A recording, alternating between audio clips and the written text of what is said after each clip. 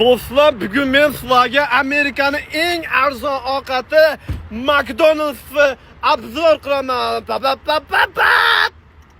Bla. Boshqacha ekan lekin ta'mi.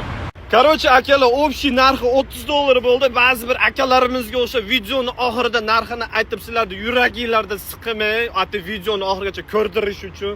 Xullas $30 ichiga mana analniy deyman, karamelniy bunaqa kokteyl kiradi ekan va birma-bir ko'rsataman sizlarga yana nima borligini bilaman. Men juda ham iflos, men ham iflosman. U narsani отдельно kommentariyada yozishingiz shart emas.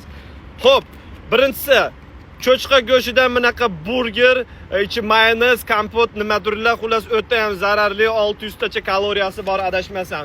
Ikkinchisi bu ham cho'chqa go'shtidan burger, akalar, sal boshqacharoq, bu achchig'i bor, mana undan farqi. Amerikaning eng arzon ovqatlari mana shular bo'ladi. Asosan shu uyoqlar ovqatlanadi, menga o'xshagan mana, meni ham uyim yo'q-ku. Va uchinchisi bunaqa McNugget degan narsalar plastmassaga o'xshaydi. Bir kun yemasanglar sovib qolib qattiq bo'lib qoladi. 100 yil ko'chaga meni tashab qo'ysanglar ham aynimaydi, chirrimaydi, yotaveradi.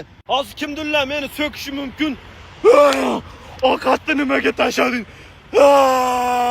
Deb, lekin akalar, bu ovqat emas, bu plastmassa. Plastmassa emas, plastmassa. Shunaqada akalar 40 ta oldim. Buni o'zi 5 tasiga to'yadi normalniy odam. Yamada kutasa. Nima gapirgan ko't.